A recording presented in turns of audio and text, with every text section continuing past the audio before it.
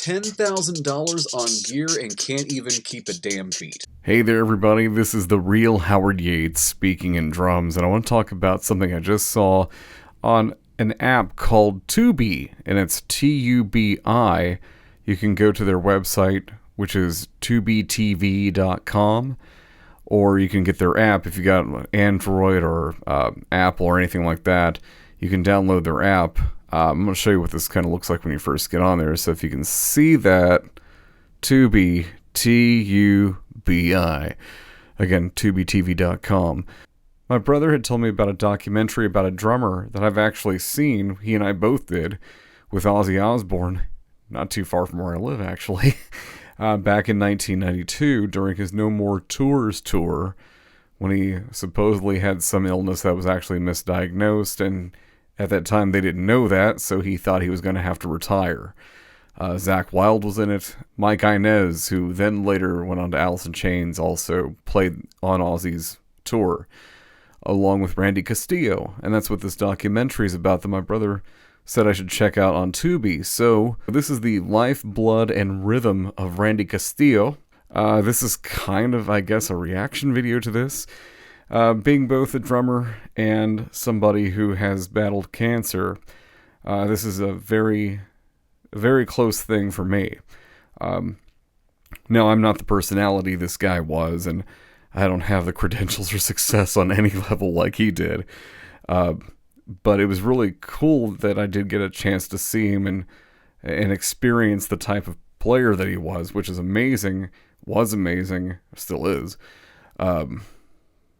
It was just very hard to watch in certain spots, especially when they started talking about, of course, the diagnosis that he had. Now, I've had a different cancer than what he had, mine being colon cancer, which I'll talk about in other videos and other parts of my podcast, Speaking in Drums. He made an impact on a lot of people. I didn't realize how long he'd actually been playing, like on a semi-professional and professional circuit. I didn't realize he was actually considered active in 1970, which he's already playing long before then as a kid anyways. It's just amazing. I didn't realize how many different groups he was in. I mean, I knew he was in Lita Ford because I remember that when I was a little kid because of MTV. My older brother was into all of that stuff, and we watched MTV practically every day of the week. And I do remember You Gotta Let Go, that song from Lita Ford's I think Dancing on the Edge, and him hitting himself in the head, doing that thing that he does with his sticks, and his signature thing. He's got a lot of different moves that he does. I remember actually there was a guy locally who I didn't know at the time apparently ripped him off as far as something he would do with a kit. He on the Ultimate Sin tour with Ozzy, he would put his bass pedals on the front of his bass drums, and he would go around the front of the kit and do some kind of weird gyrating thing while he's standing up and hitting the pedal and hitting some electronic drums or something like that. It's been a long time since I've seen the video for that, the home video. But there was a guy locally who did it. He'd wear these tight, like leopard or cheetah print, whatever pants, spandex, late 80s, early 90s. And after seeing this guy, and then finding out about this later, it is even funnier. I never saw him actually do this locally, of course, because I was a little kid. But I hope to never see it. I hope somebody did not get any footage of that for this local drummer that I'm talking about. But it's still hilarious. And seeing Randy do it is kind of weird too. Just whatever. I do remember being really excited about him joining Motley Crue. And I did see that performance. They'll show part of it in the documentary, but it was something they did. I think it was on MTV or VH1. I think it's probably VH1 at that time. But I remember being really excited about it. He played well, and Nikki Sixx says a lot of good things about him. I had no clue he had actually worked with John 5. And what was it called? Red Square Black, I think was the name. I may have got the name wrong. I don't remember hearing about that one. I remember some other projects that he did, but I don't recall that one for some reason. That was right in the mid-90s, right after Ozzy, and the stuff about the cancer, I didn't realize that he had actually fought got supposedly in remission. Well, they said cured, but he actually would have been in remission at that time. Because normally, like in my case, after all is said and done with chemo and having surgeries and whatnot, it's usually considered 5 years from whatever end date. So, like for mine would be October 21st, 2014 was the end of my chemo. And 5 years afterwards, that's your cure date. So, and usually it gets, as time goes, there's a less chance of it coming back. But they said in here that he had that where he was shaving and he felt some sort of a nodule. I don't know if I'm saying nodule. I don't know. I never say this right. But he was feeling that when he was shaving. And he didn't get checked out. He piddle-assed around and it got bigger.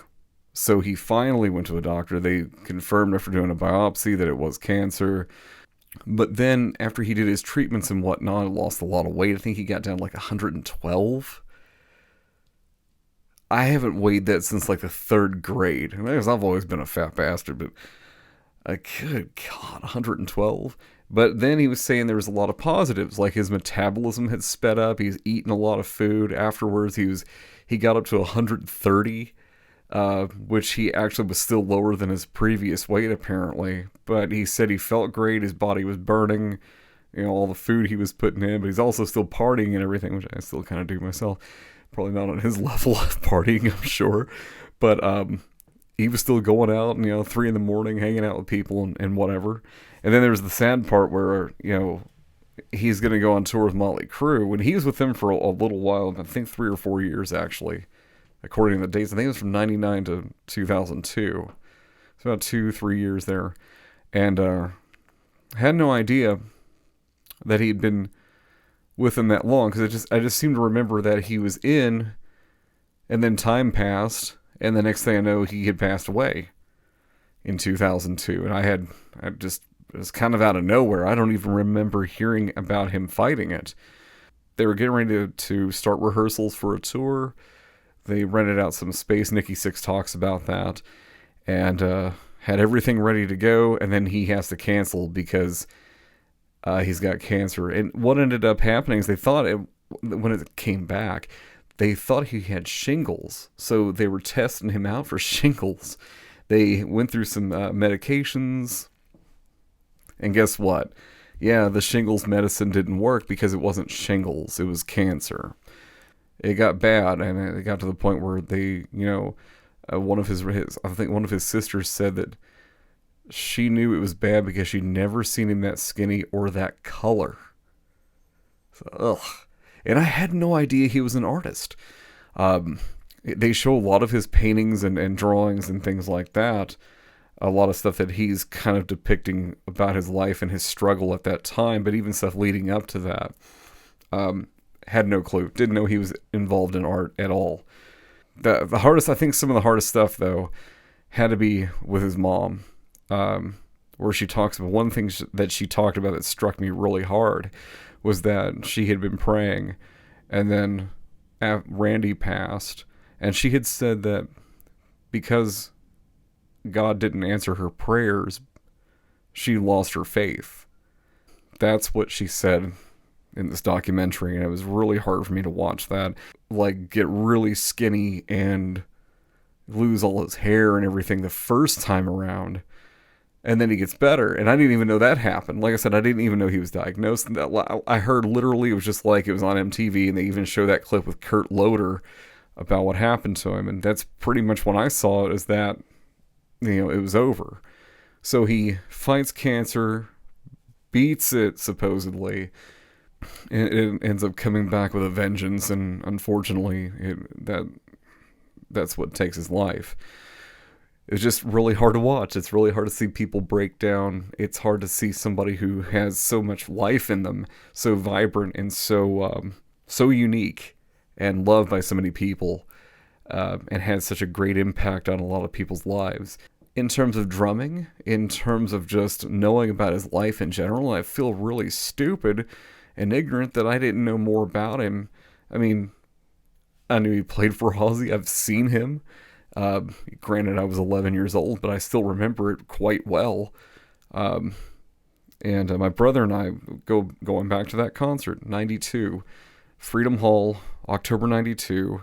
We had no tickets. We actually got tickets from a guy in the parking lot. Got in. We were 14th row. We were on the outside floor. And Sepultura opened the show.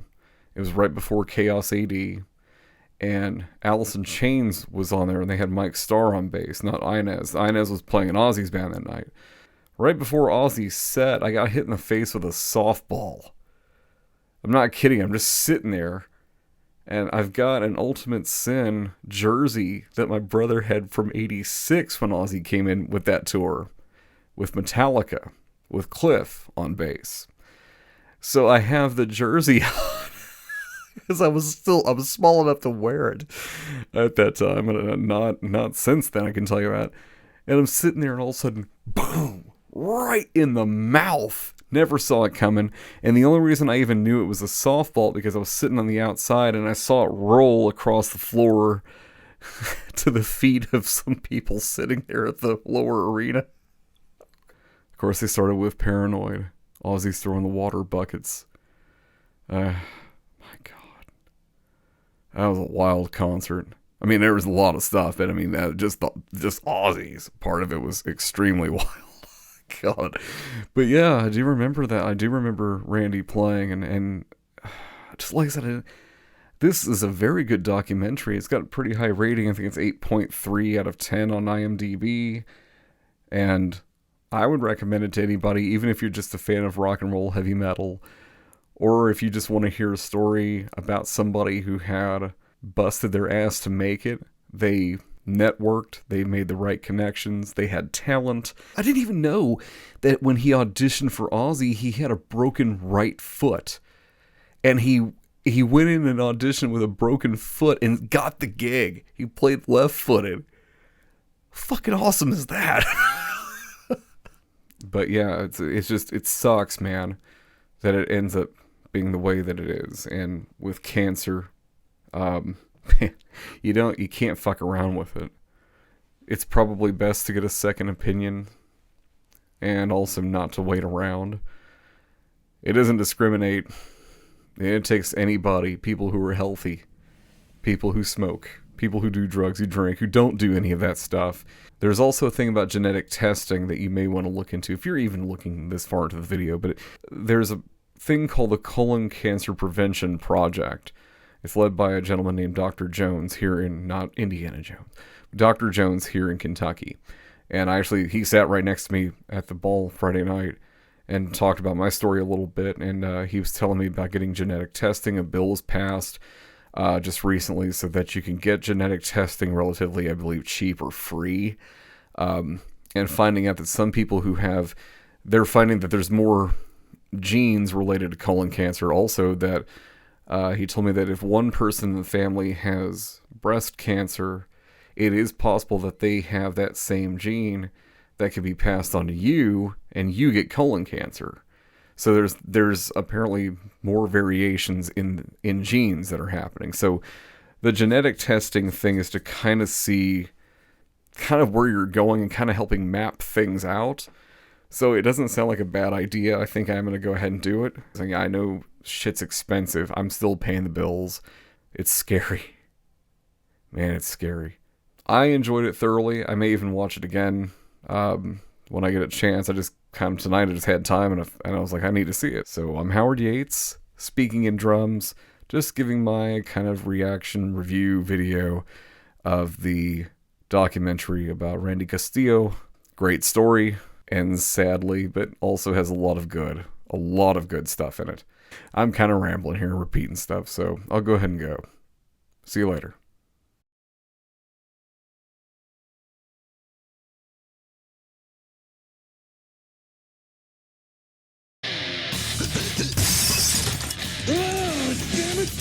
Damn it! What? Shut up!